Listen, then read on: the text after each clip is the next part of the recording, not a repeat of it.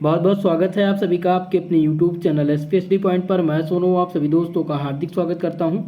दोस्तों, आज के इस लेक्चर के अंतर्गत हम डिस्कस करने वाले हैं बीएससी सेकेंड सेमेस्टर केमिस्ट्री, जिसमें आज हम आपके दोनों पैटर्न, पहला आपका जो पैटर्न है वो रिटन पैटर्न और दूसरा ऑब्जेक्टिव पैटर्न, दोनों पैटर्न पर आज क्लास संचालित की जाएगी।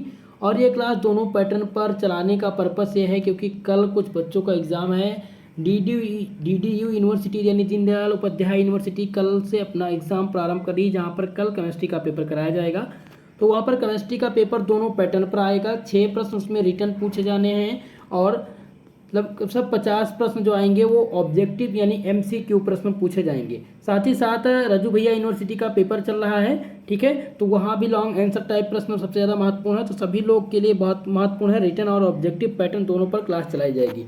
तो चलिए जोरदार तरीके से सभी लोग क्लास को शेयर कर दीजिए। आज क्लास में लेट हो गया है और ये क्लास चलाने का पर्पस इसीलिए ये है क्योंकि कल जिन छात्राओं का एग्जाम है वो अपनी तैयारी बहुत अच्छे से कर सकें। हो सकता है जो मैं प्रश्न आपको बताने वाला हूँ यही प्रश्न आपके एग्जाम में फंस जाए, तो आप ये तैयार कर लीजिएगा। चलिए, सबसे पहला प्रश्न आप देखेंगे और तैयार करेंगे प्रश्न को। इसका दोस्तों मैं आंसर भी दूंगा, मैं हालांकि यहाँ पर प्रश्न ही बता रहा हूँ और प्रश्न को लिखने का तरीका भी बता रहा हूँ। इसका आंसर मैं क्लास के तुरंत बाद आपको पीडीएफ प्राप्त कर डाल देता हूँ व्हाट्सएप ग्रुप पर, वहाँ से आप देख करके और अपनी तैयारी कर लेंगे। पहला प्रश्न है, what are carbohydrate, how are they classified. पूछा गया है कार्बोहाइड्रेट क्या है और इनको कितने भागों में क्लासिफाइड किया गया है यानी बांटा गया है। तो आप इसको कम से कम 2 भागों में तोड़कर लिखेंगे, पहला इंट्रोडक्शन, दूसरा डेफिनेशन और क्लासिफाइड। क्लासिफाइड में जितनी भाग में बांटा गया है। और सबसे इंपॉर्टेंट बात ध्यान रखेंगे, कार्बोहाइड्रेट से डाइसैकेराइड, पॉलीसैकेराइड और मोनोसैकेराइड, इन तीनों के बारे में आप ढंग से एनालिसिस कर लीजिएगा। कार्बोहाइड्रेट की बहुत ही अच्छे से क्लास मैंने पूरा डिस्कस कर दिया है, आप लोग देख लीजिएगा, ठीक है। साथ ही साथ ग्लूकोज का स्ट्रक्चर आप ध्यान देंगे। पूछा गया दूसरा प्रश्न जो आपसे पूछा जा सकता है दोस्तों, पूछा जा सकता है discuss the cyclic structure of glucose.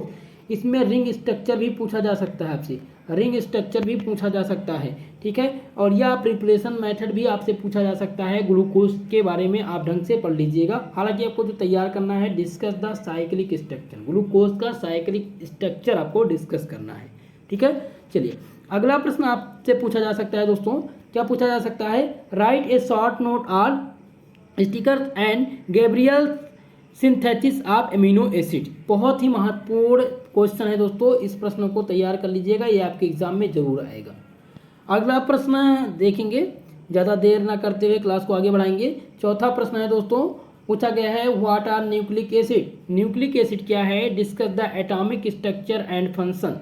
अब इस प्रश्न को देखिए, ये लॉन्ग आंसर टाइप क्वेश्चन है, तो मैंने आप लोग को कॉपी कैसे लिखें इस पर भी मैंने क्लास दी है, आप लोग क्लास को जा करके देख लीजिएगा। जिन्होंने अभी नहीं देखा है वो डिस्क्रिप्शन बॉक्स में लिंक दिया गया है, वहाँ से आप देख सकती हैं, या चैनल पेज पर जा करके आप देख लीजिएगा, ठीक है। अब वो यहाँ पर पूछा गया न्यूक्लिक एसिड, तो सबसे पहले आप न्यूक्लिक एसिड क्या है उसको डिफाइन करेंगे, इसके बाद में इसके एटॉमिक स्ट्रक्चर का और उसके बाद में इसके फंक्शन को बताएंगे। यानी कि इस प्रश्न को कम से कम 3 से 4 पार्ट में पॉइंट बाय पॉइंट करके आप लिखेंगे।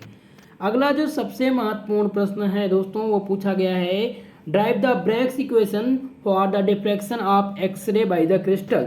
सबसे इंपॉर्टेंट है ब्रैग्स इक्वेशन। ब्रैग्स इक्वेशन इस बार पूछा जाने वाला है और इसका पूरा का पूरा मैं डेरिवेशन अभी टेलीग्राम चैनल पर डाल देता हूँ, वहाँ से आप इस इक्वेशन को तैयार कर लीजिए। अगला प्रश्न पूछा गया दोस्तों, what is the number average molecular weight. What is the number average molecular weight mn। बहुत ही महत्वपूर्ण क्वेश्चन है ये, ठीक है।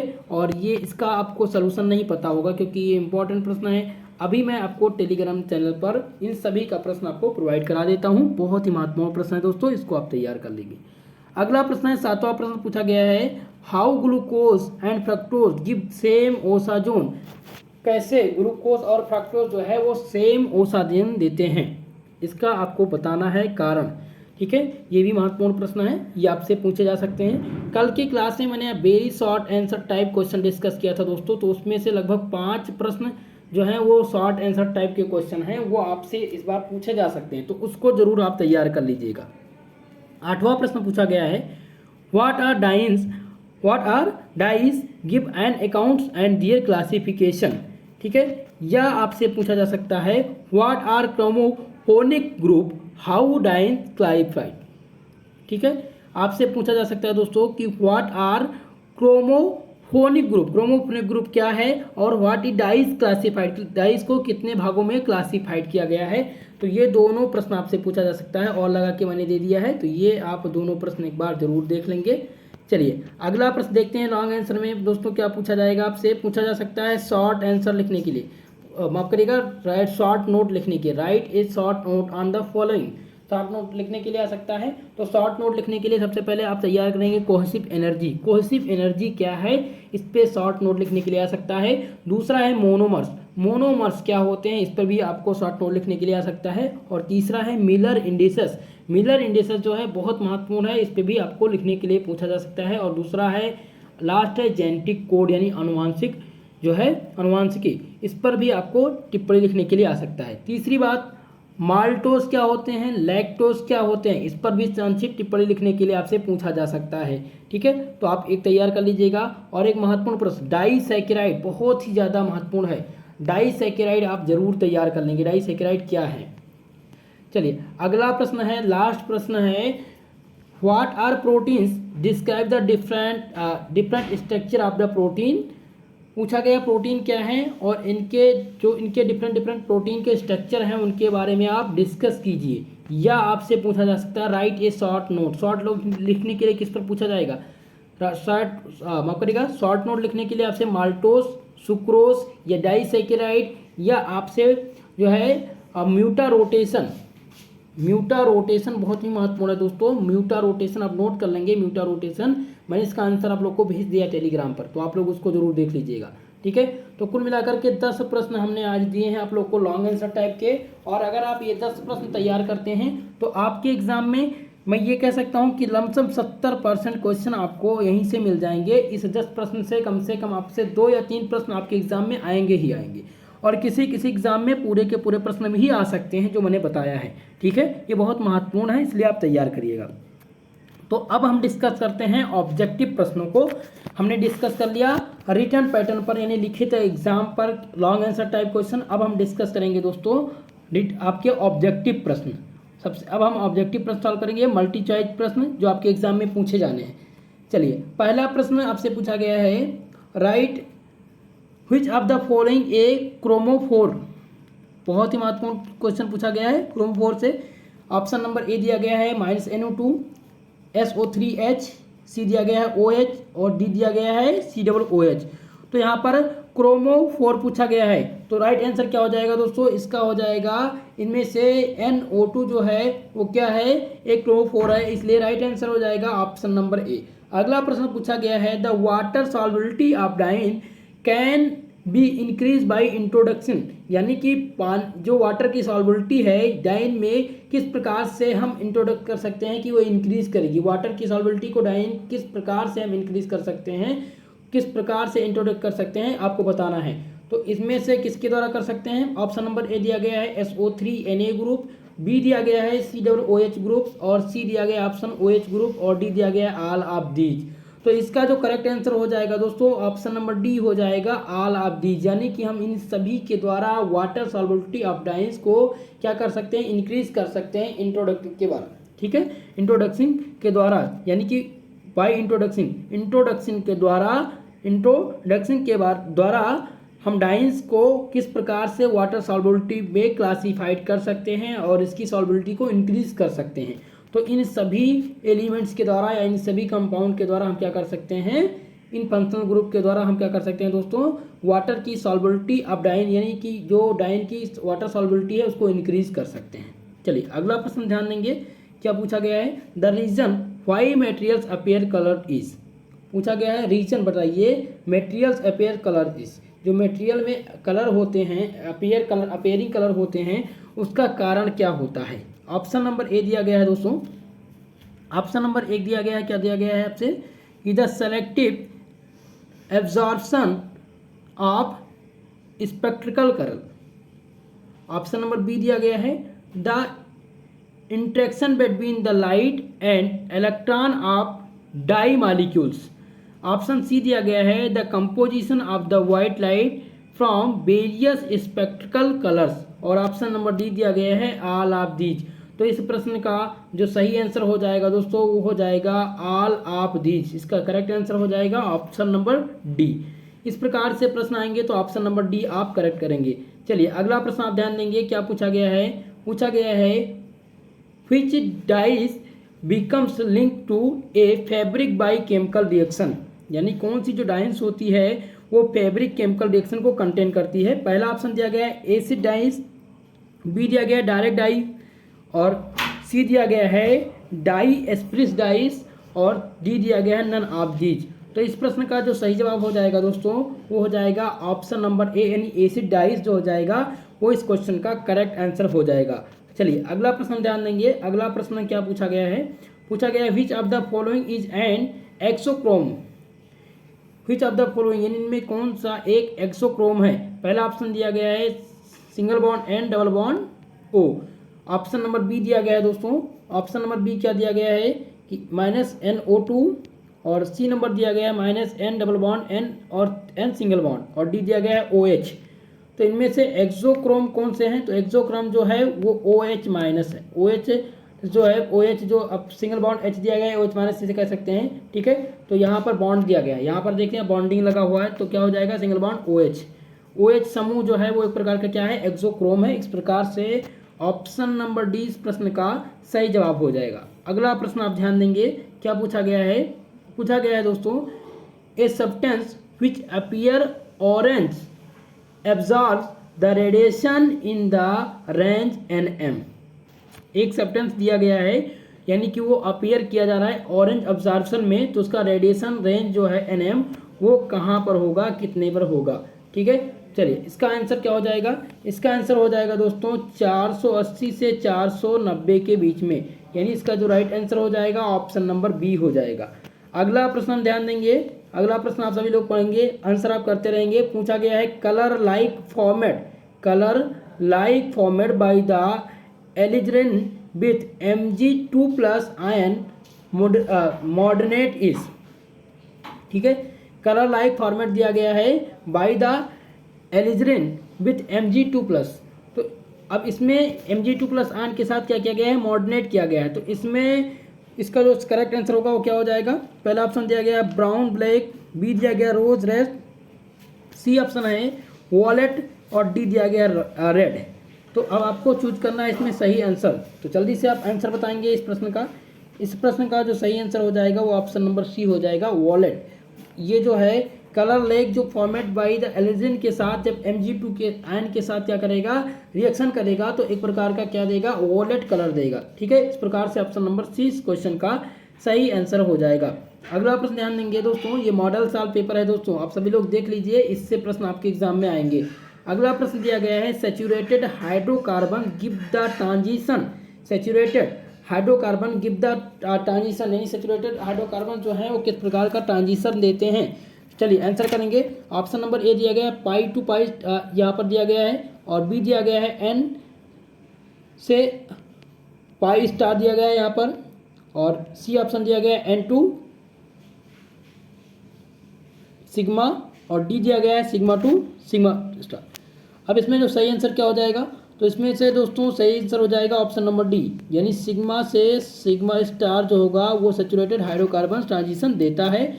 इस प्रकार से ऑप्शन नंबर डी इस प्रश्न का सही जवाब हो जाएगा। अगला प्रश्न ध्यान देंगे, colour of the compound is best explain by, दिया गया है colour of compound is best explain by, जो कलर ऑफ कंपाउंड है वो बेस्ट यानी किसके द्वारा सबसे ज़्यादा अधिक एक्सप्लेन किया जाए, सबसे ज़्यादा सरलतम भाव में किसने डिफाइन किया है। जो कलर कंपाउंड है वो सबसे ज़्यादा एक्सप्लेन किसके द्वारा किया गया, क्या मॉलिक्यूलर ऑर्बिटल थ्योरी द्वारा, या बैलेंस बॉन्ड थ्योरी द्वारा, या विट्स थ्योरी द्वारा, या नन ऑफ दीज। चलिए इसका आंसर करेंगे आप लोग। तो इसका आंसर हो जाएगा दोस्तों मॉलिक्यूलर ऑर्बिटल थ्योरी द्वारा। किसके द्वारा हो जाएगा, मॉलिक्यूलर ऑर्बिटल थ्योरी द्वारा कलर कंपाउंड को सबसे ज़्यादा अच्छे से एक्सप्लेन किया गया था। तो ऑप्शन नंबर ए इस प्रश्न का सही आंसर होगा। अगला प्रश्न दिया गया है malachite green is obtained by the condensation of, तो ये कंडेंसेशन किसके कंडेंसेशन से प्राप्त होगा, ये बेंजल डिहाइड और डाईमेथाइलिन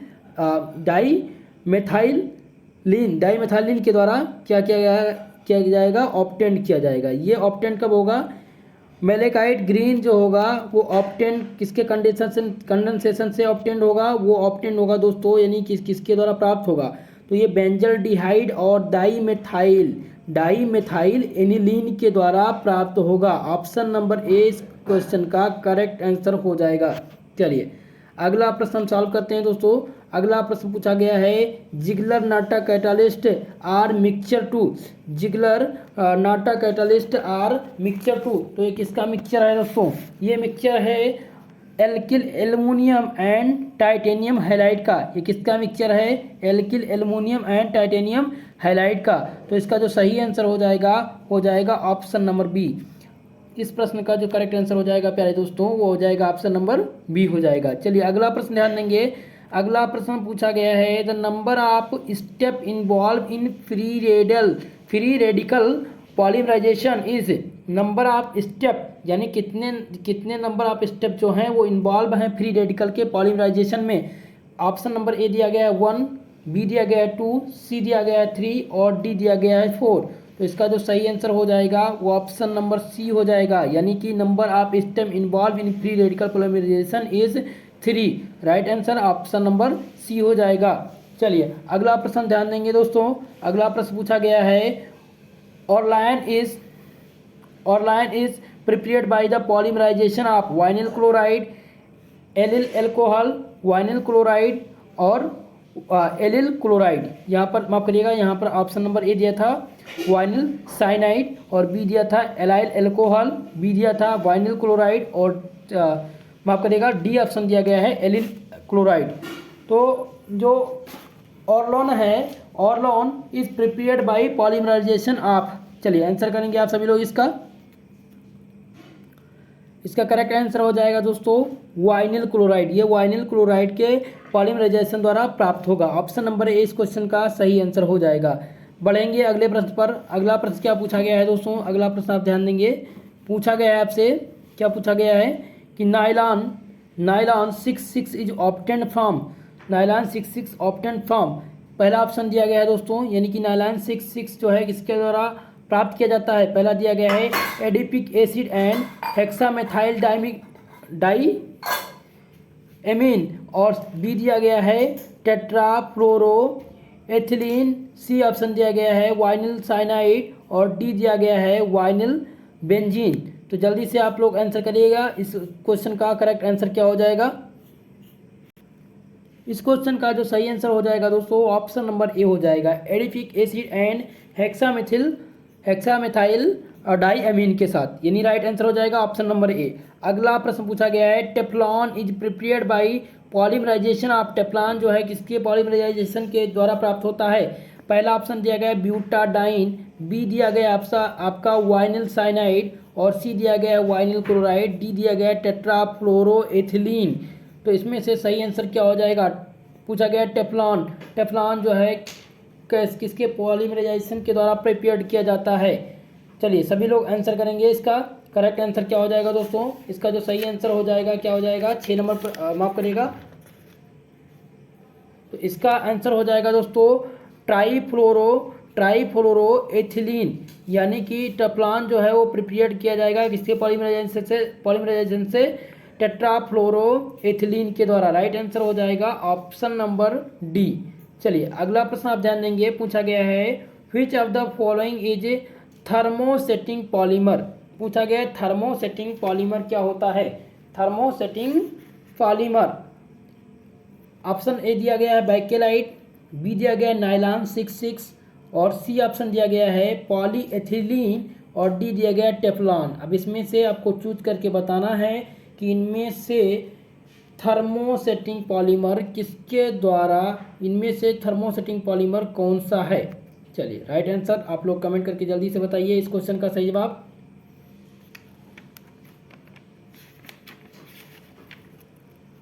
चलिए सभी लोग का आंसर आना चाहिए, सभी लोग कमेंट करके जल्दी से बताइए।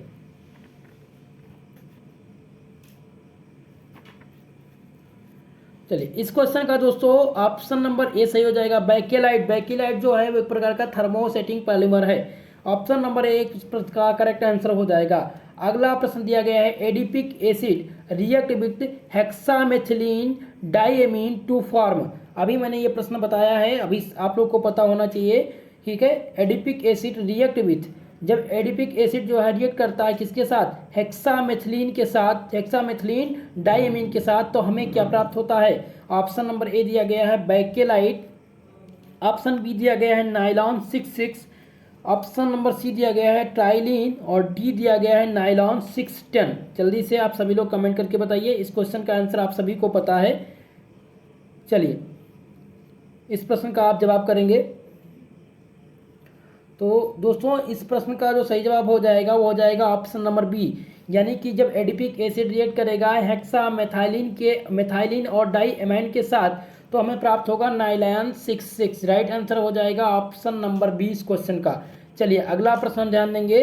अगला प्रश्न क्या पूछा गया है, मोनोमर, ऑप्शन नंबर क्वेश्चन दिया गया है the monomer of Buna SR13 butadiene are. इसका सही आंसर क्या हो जाएगा। ऑप्शन ए दिया गया है एथिलीन ग्लाइकॉल, बी दिया गया एडिपिक एसिड और सी ऑप्शन दिया गया है स्टाइरिन और डी ऑप्शन दिया गया है कैप्रोलैक्ट्यूम। चलिए इसका आंसर करेंगे आप लोग। तो इस प्रश्न का जो सही आंसर हो जाएगा दोस्तों वो हो जाएगा ऑप्शन नंबर सी।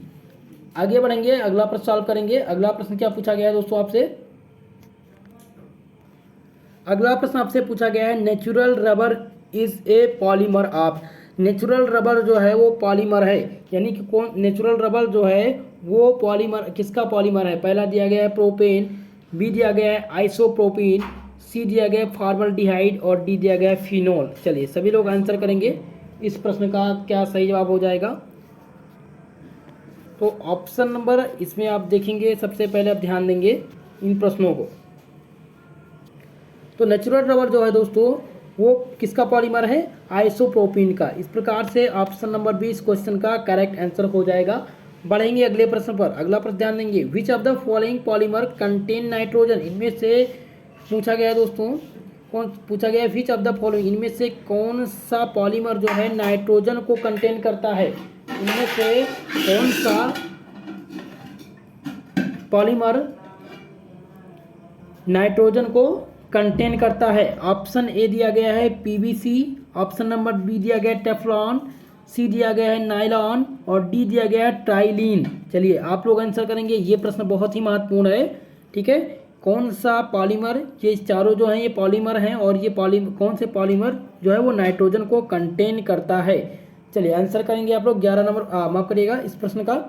तो इस प्रश्न का जो सही आंसर हो जाएगा नाइलॉन। नाइलॉन जो है वो नाइट्रोजन को कंटेन करता है, नाइट्रोजन को कंटेन करने वाला। अब हम सॉल्व करेंगे आपके 6वीं यूनिट से कुछ इंपॉर्टेंट प्रश्न, ठीक है। आपके बायोकेमिस्ट्री एंड मेडिसिनल केमिस्ट्री के जो 6वीं यूनिट है उससे महत्वपूर्ण प्रश्न सॉल्व करेंगे, ठीक है। पहला प्रश्न आप देख सकते हैं, पूछा गया है which of the following is an example of condensation polymer. इनमें से कौन सा कंडेंसेशन पॉलीमर का एग्जाम्पल है। ऑप्शन नंबर ए दिया गया है नाइलॉन 66 और बी दिया गया है टेफ्लॉन, सी दिया गया है पॉलीप्रोपिलीन और डी दिया गया है ऑरलॉन। दोस्तों तो इसका जो सही आंसर हो जाएगा वो हो जाएगा ऑप्शन नंबर ए। नाइलॉन 66 जो है वो कंडेंसेशन पॉलीमर का एक प्रकार का एग्जाम्पल है। ऑप्शन नंबर ए इस प्रश्न का सही आंसर हो जाएगा। अब क्वेश्चन नंबर 2 ध्यान देंगे, पूछा गया है the monomer of Buna SR13 butadiene and, ठीक है। जब मोनोमर्स यानी कि बर्न किया जाएगा 13 ब्यूटाडाइन और किसके साथ, तो इसका जो सही आंसर हो जाएगा दोस्तों वो हो जाएगा साइट्रिन के साथ, ठीक है। और इसके साथ क्या शामिल हो जाएगा, साइट्रिन। ऑप्शन नंबर सी इस प्रश्न का सही जवाब हो जाएगा। अगला प्रश्न आप ध्यान देंगे, पूछा गया है 3 नंबर प्रश्न आपसे क्या पूछा गया है, which of the following is thermosetting polymer. इनमें से कौन सा थर्मोसेटिंग पॉलीमर है। पहला दिया गया बैकेलाइट, अभी ये प्रश्न हमने सॉल्व किया है। बी नंबर है नाइलॉन 66 और सी दिया गया है पॉलीएथिलीन और डी दिया गया है टेफ्लॉन। 3 नंबर प्रश्न, तो इसका जो सही आंसर हो जाएगा वो हो जाएगा बैकेलाइट। बैकेलाइट क्या है, एक प्रकार का थर्मोसेटिंग पॉलीमर है। अगला प्रश्न दिया गया है 4 number, which of the following is an example of copolymer. Copolymer का इनमें से कौन सा एक एग्जाम्पल है। चलिए 4 नंबर प्रश्न का पहला दिया गया है नियोपाइरिन और बी दिया गया है नाइलॉन 66, सी नंबर दिया गया है टेफ्लॉन और डी दिया गया है बैकेलाइट। तो इनमें से कोपॉलीमर का जो एग्जाम्पल हो जाएगा वो बैकेलाइट। बैकेलाइट जो है एक प्रकार का पॉलीमर है, इसलिए ऑप्शन नंबर डी इस प्रश्न का सही आंसर हो जाएगा। 5 नवंबर प्रश्न पूछा गया है, which of the following is obtained, which of the following is not obtained. इस प्रश्न को ध्यान से आप देखेंगे, ऐसे ही गलतियां होती जिस प्रकार से मैंने भी बोल दिया है which of the following is obtained, यहाँ पर आप नॉट देख करके ही करिएगा। कम से कम आपसे इस प्रकार के 5 प्रश्न मिलेंगे और वहीं पर आप कंफ्यूज हो जाएंगे। ठीक है, तो आपको प्रश्न सबसे पहले ध्यानपूर्वक पढ़ना है। Which of the following is not obtained by condensation reaction, इनमें से कौन सा कंडेंसेशन रिएक्शन के द्वारा प्राप्त नहीं किया जा सकता है। ऑप्शन नंबर ए दिया गया है नायलॉन 66, बी दिया गया पॉलीएस्टीरीन, सी नंबर दिया गया Buena S and D option दिया गया है पॉली आइसोप्रोपीन। चलिए 5वें प्रश्न का आप लोग आंसर करेंगे, तो 5वें प्रश्न का जो सही आंसर हो जाएगा ऑप्शन नंबर डी हो जाएगा पॉली आइसोप्रोपीन जो होगा प्रिप्रीन हो जाएगा वो कंडेंसेशन रिएक्शन के द्वारा प्राप्त नहीं किया जा सकता है। इस प्रकार से ऑप्शन नंबर डी इस प्रश्न का सही आंसर हो जाएगा। चलिए इस प्रश्न को हम नहीं सॉल्व करेंगे, ये प्रश्न आपके एग्जाम में नहीं आएगा, ये थोड़ा सा लॉन्ग टर्म का एग्जाम है प्रश्न है, ये आपसे नहीं पूछा जाएगा। चलिए अगला प्रश्न हम ध्यान देंगे, ये प्रश्न आपसे पूछा गया है intrinsic viscosity of a polymer solution is react to a molecular mass by the polymer is given by. बहुत ही महत्वपूर्ण प्रश्न है दोस्तों, सातवां प्रश्न जो है आप ध्यान देंगे। ठीक है, ये आपसे पूछा गया है intrinsic viscosity of polymer solution, यानी इंट्रिंसिक विस्कोसिटी पॉलीमर का जो सॉल्यूशन है वो रिएक्टेड, यानी कि रिएक्टेड जो मॉलिक्यूलर मास होगा और पॉलीमर यानी रिएक्टेड मॉलिक्यूलर मास जो होगा पॉलीमर के द्वारा गिवन किया जाएगा, पॉलीमर के बाद दिया जाएगा। तो किस प्रकार से क्या हो जाएगा इसका सही आंसर, 7वां प्रश्न। तो इसका जो सही आंसर हो जाएगा दोस्तों वो ऑप्शन नंबर बी हो जाएगा। क्या हो जाएगा, ईटा इक्वल टू के एम ए हो जाएगा, यानी एम नॉट हो जा सकता है, यहाँ पर एन एम ए दिया गया है, तो राइट आंसर हो जाएगा ऑप्शन नंबर बी इस प्रश्न का सही आंसर हो जाएगा। इस प्रश्न को आप ध्यान से देख लेंगे, क्या पूछा गया आपसे, पूछा गया intrinsic viscosity of polymer, intrinsic viscosity of polymer. ठीक है, सॉल्यूशन इज रिएक्टेड, यानी इंट्रिंसिक विस्कोसिटी ऑफ पॉलीमर का जो सॉल्यूशन है वो रिएक्ट किया जाएगा मॉलिक्यूलर मास के साथ। पॉलीमर जो पॉलीमर उसका होगा वो क्या हमें प्राप्त करेगा या क्या हमें देगा सॉल्यूशन में, तो हमें देगा ईटा इक्वल टू के एम ए, यानी ऑप्शन नंबर 20 क्वेश्चन का सही आंसर हो जाएगा। बढ़ेंगे अगले प्रश्न पर। अगला प्रश्न क्या पूछा गया है दोस्तों, पूछा गया है polyphosphazene are inorganic polymer contain alternately phosphorus and, तो फास्फेजीन होती है polyphosphazene inorganic polymer are जो है पॉलीफॉस्फोजीन्स है वो क्या है, एक प्रकार की अनऑर्गेनिक पॉलीमर है जो कंटेन करती है अल्टरनेटली फास्फोरस, जो कंटेन करेगी किसको, अल्टरनेटली फास्फोरस, और फास्फोरस के साथ क्या कंटेन करेगी, पहला ऑप्शन दिया गया है सल्फर एटम्स, दूसरा गया नाइट्रोजन एटम, सी नंबर दिया गया क्लोरीन एटम और डी दिया गया ऑक्सीजन एटम।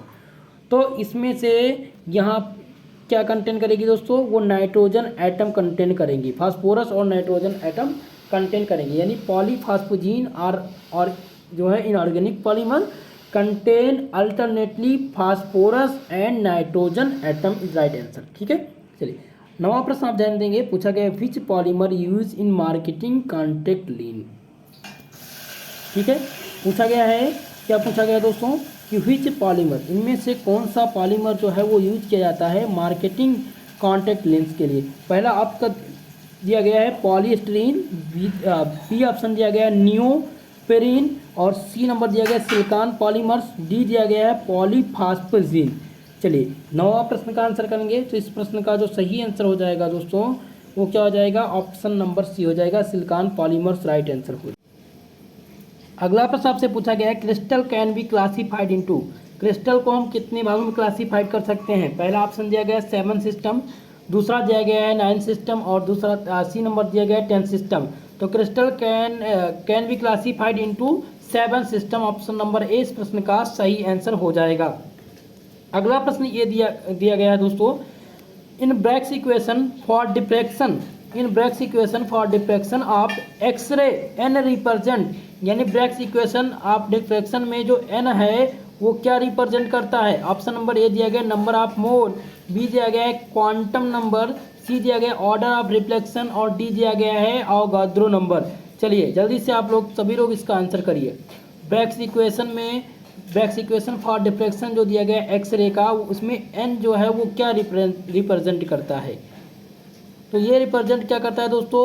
वो करता है ऑर्डर ऑफ रिफ्लेक्शन को, number of order of reflection. Option number c इस क्वेश्चन का सही आंसर हो जाएगा। चलिए अगला प्रश्न ध्यान देंगे। पूछा गया है close packing is maximum in the crystal lattice of. पहला दिया गया है face cubic, face centre cubic, b दिया गया है दोस्तों BCC और सी दिया गया है सिंपल सेंटर क्यूबिक। तो इसमें से आप सही आंसर करिए। इस क्वेश्चन का सही आंसर क्या हो जाएगा?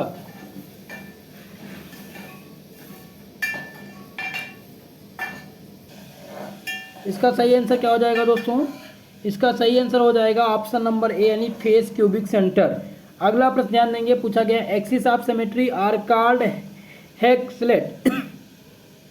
एक्सिस ऑफ सिमेट्री जो है वो क्या कहा जाता है? ऑप्शन नंबर ए दिया गया है if original appearance is the repeated twist, b दिया गया है if original appearance is repeated 6 times और सी दिया गया है if original appearance is repeated after an angle of 90 degree. चलिए सभी लोग इसका आंसर करिए। इस क्वेश्चन का सही आंसर क्या हो जाएगा?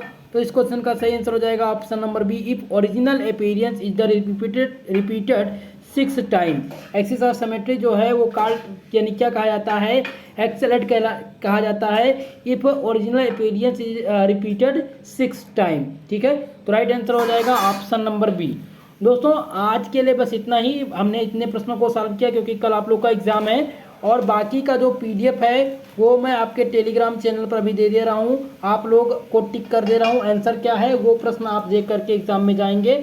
आप लोग को काफ़ी मदद मिलेगी इस PDF से और इससे रिलेटेड प्रश्न आपके एग्जाम में आएंगे। जितना प्रश्न मैंने बताया है आप लोग तैयार कर लीजिएगा। एक बार जो आपके पहले और दूसरे यूनिट के क्वेश्चन की क्लास हुई है उसको आप रिपीट कर लीजिएगा। ठीक है दोस्तों, तो सभी लोग को वीडियो पसंद आया हो प्लीज़ वीडियो को लाइक करिएगा। जितने भी छात्र छात्राएं हमारे पहली बार जुड़े हुए हैं उनसे निवेदन है चैनल को जरूर सब्सक्राइब करें। आज के लिए बस इतना ही। मिलते हैं अगली वीडियो में, तब तक के लिए जय हिंद जय भारत।